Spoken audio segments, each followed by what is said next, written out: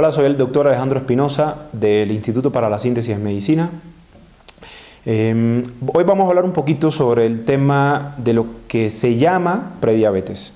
Y creo que es importante hablar de esto porque la visión que podemos aportar a este tema, y que creo que les puede interesar mucho a quienes ven este video, es que no necesariamente cuando llamamos prediabetes estamos hablando de una condición que en sí misma sea tan benévola como se le trata. Es decir, la mayoría de las personas cuando tienen cifras que aparentemente son un poco sospechosas, estamos diciendo una persona que no llega a tener mínimo 126 miligramos de azúcar en la mañana, que es definitivamente una de las maneras en que decimos que una persona tiene diabetes, pero alguien que tiene 105, 107, 108, 110 miligramos de glucosa en ayunas, a estas personas se le empiezan a llamar prediabéticas. Hay muchas maneras hoy en el mundo científico de llamarle a esto. En medicina podemos decir que una persona tiene intolerancia a la glucosa y cosas parecidas. Pero todavía en ese rango, muy rara vez se hace algo con los pacientes. Desgraciadamente esto es desafortunado para las personas. Porque luego lo que queda es sentarse a esperar a ver qué día uno se levanta en la mañana y tiene 126 y entonces ahí sí ya le ponen a uno la etiqueta de ya eres diabético. Tenemos que evitar eso, tenemos que tratar de tomar las cosas a tiempo y por eso estamos haciendo este video. Lo importante es darse cuenta de un fenómeno que es un continuum, es decir, es un proceso continuo que empieza desde que estamos muy sanos hasta que se empiezan a generar una serie de fenómenos, que esos fenómenos principalmente están asociados con el mal metabolismo del azúcar en el cuerpo. Esto quiere decir, nosotros consumimos azúcar, el azúcar debe entrar a las células gracias a la ayuda de varios factores, incluyendo y sobre todo una hormona que se llama insulina.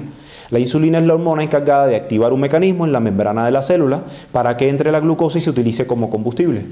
Sin embargo, por ciertos factores, que ahora sería muy largo hablar de ellos, pero principalmente vamos a hablar de uno que es el más extendido, podríamos decir, sobre todo cuando se consume exceso de azúcar refinada y harina refinada.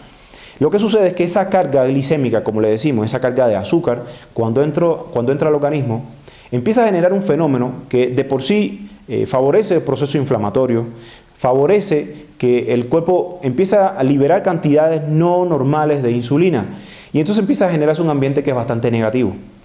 Al principio, como se regula los niveles de azúcar, la entrada de glucosa en la célula, las células empiezan a hacer un mecanismo donde se resisten a que entre tanta azúcar.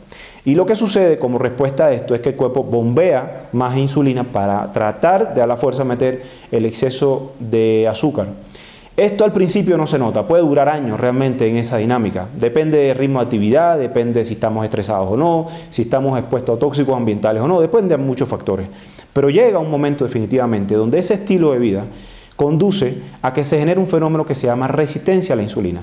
De estar sanos pasamos a esta etapa en que se llama resistencia a la insulina. En esa etapa todavía no se notan gran cosas, pero ya empieza a suceder que la persona come azúcar y le dan estos bajones de azúcar, es decir, se siente cansado, se siente irritable, de pronto hay niebla mental y sin darse cuenta, a veces de una manera muy silenciosa, empieza a acumular grasa corporal.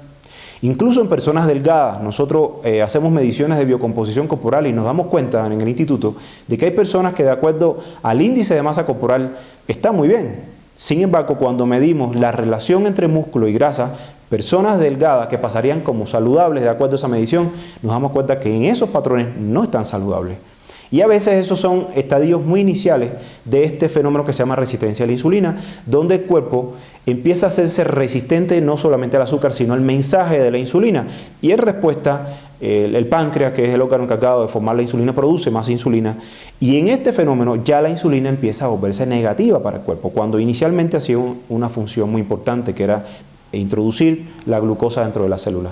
Si este fenómeno persiste en el tiempo, pasamos a otro estadio.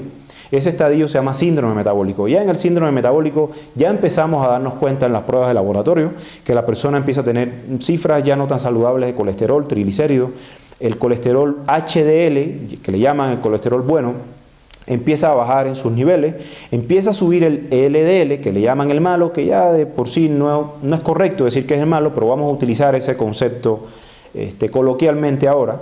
Y ese colesterol LDL empieza a subir en sus niveles y también el VLDL, que le llaman el muy malo.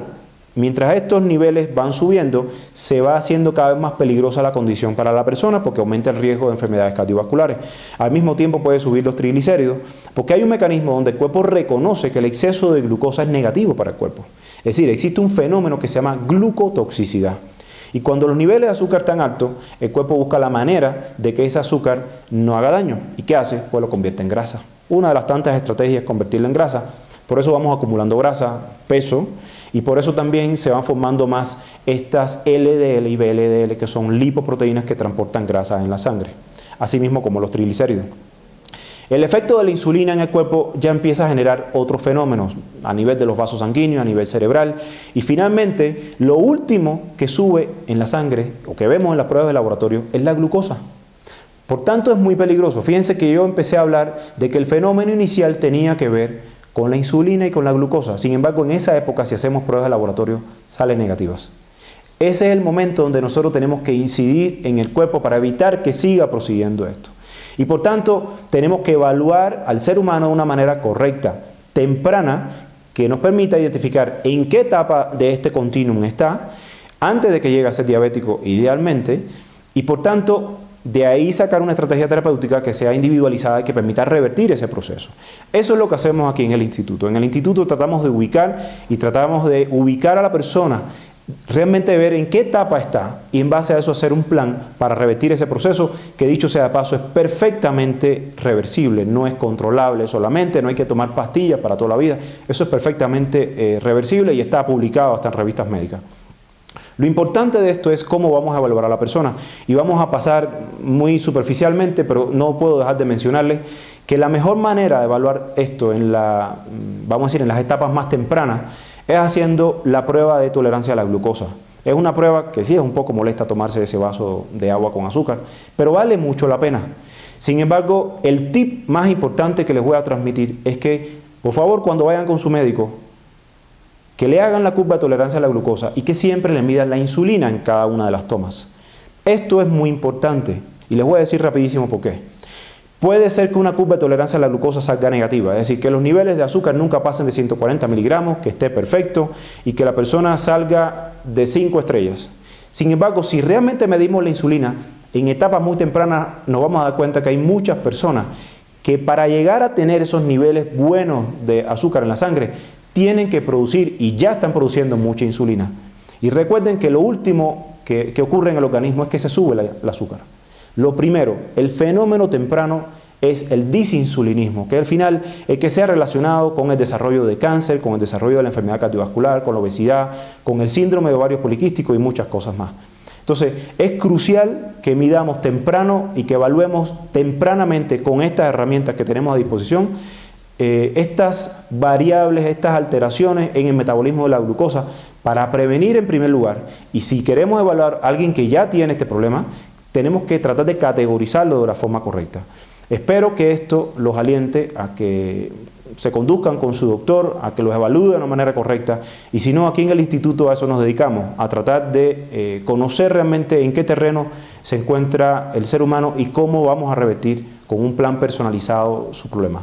Ojalá que esto les sirva y nos veremos en otro video de nuestro instituto. Hasta luego.